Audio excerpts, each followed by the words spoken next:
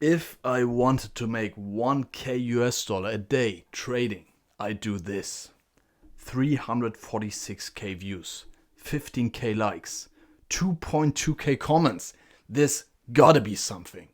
So in this video, I'm going to backtest this claim from the channel The Rumors. As always, these kind of videos are not meant to prove someone wrong. In fact, I rather appreciate people defining the exact parameters of a trading strategy so that we can take a look at the data to make factual statements about the proposed strategy. Anyhow, if you allow me this comment, this 21-minute video could have been wrapped into a 3 to 4 minute video, so let me just summarize the key statements.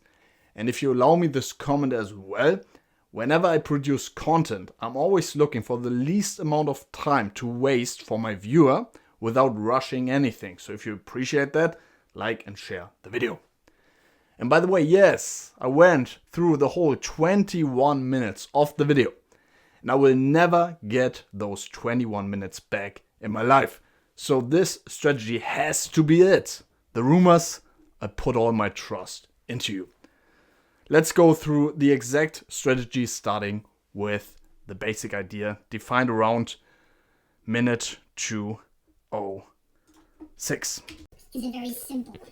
Where we want to start is by connecting the previous day's high price point with the previous day's low price point. And let me show you a couple of ways to do that.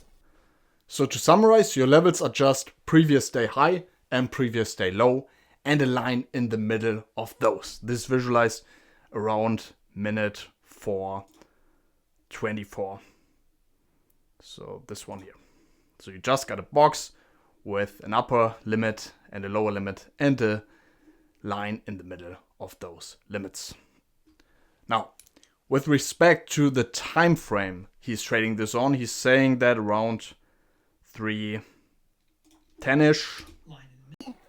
Now after this, you can switch to a smaller time frame that you like. So for example, today I'll be using my favorite time frame, which is a 5 minute, but it doesn't matter what you're on. That's the beauty of the box. It'll work on 1 minute, 5 minute, 1 hour, 30 minutes. It doesn't matter because the analysis is always going to be the same.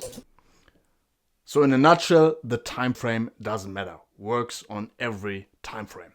So with that in mind, let's move on to the entry of the strategy. This is defined around minute 9:45ish. Oh, but it was. And I know this doesn't look like a buy, but I bet that it is.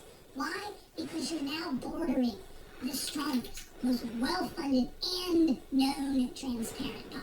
So if I just kind of fast forward this a little bit right here, you're going to see that's exactly what happens. It tags the very bottom of that box and finds a way to move back up into the center of that range.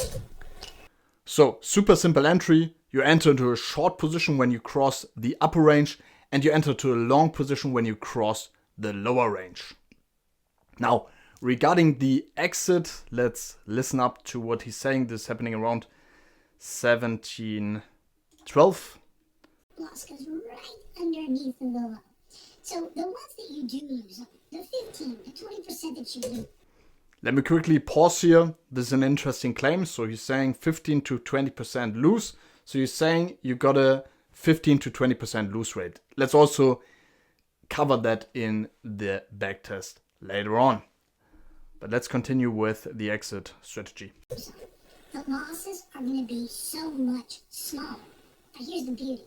The risk versus reward is nuts because the target price is either the center or the middle of the box. So everything that you are trading has maximum range. So we kind of move. So we got the target profit at the center of the box and the stop loss slightly below the low here. So again, to summarize the whole strategy.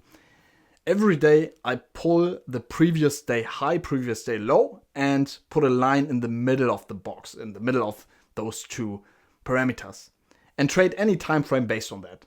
I sell when the upper box is crossed, or the upper limit of the box is crossed, and I buy when the lower limit of the box is crossed. I set a stop loss slightly below the entry, or if you, of course, enter into a short position, you set it slightly above the entry. and set a target profit to the middle of the box. And to make it all very simple, we'll cover the long side only for the backtest. But of course, we can move on also covering the short side in future videos if there is enough interest in that. So let's move on to coding the strategy. So let us start with the results. I tested the box theory strategy on Apple using intraday data. Starting beginning of December, so roughly 2 months of intraday data. On 5-minute candles, the strategy is slightly positive, but only marginally. So we have a win rate of 57% on 21 trades here. Importantly, these results are shown without transaction costs, spread or slippage. Given the small edge, realistic trading costs would likely turn the strategy unprofitable.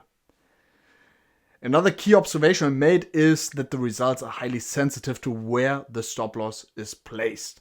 I took the stop loss with the risk-reward ratio he was referring to in the video, but small changes in the stop buffer quickly flip performance from positive to negative.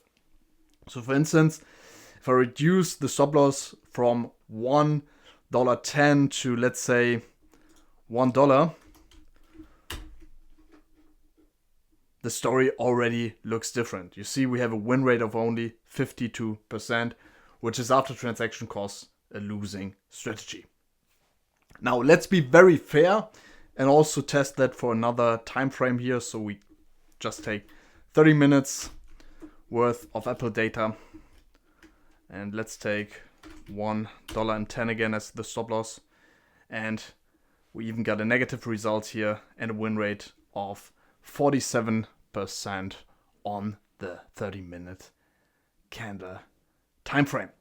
Now, key takeaway from my perspective is, and taking a look at the data as presented in the original video, the strategy does not show robust profitability, at least on Apple, for the last 60 days.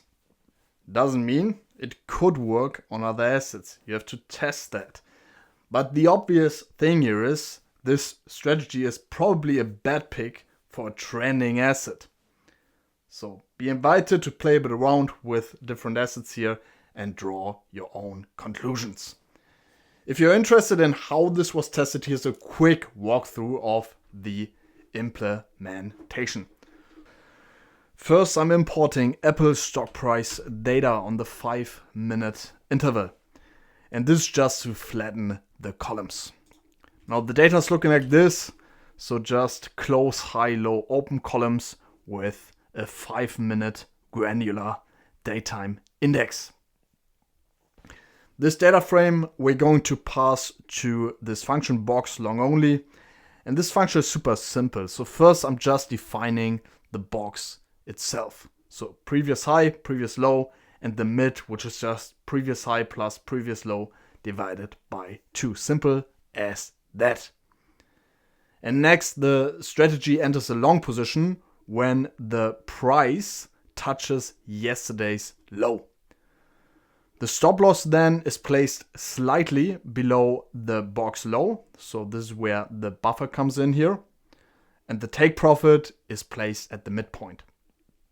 Only 1 trade per day is allowed, and any open position is closed at the end of the day.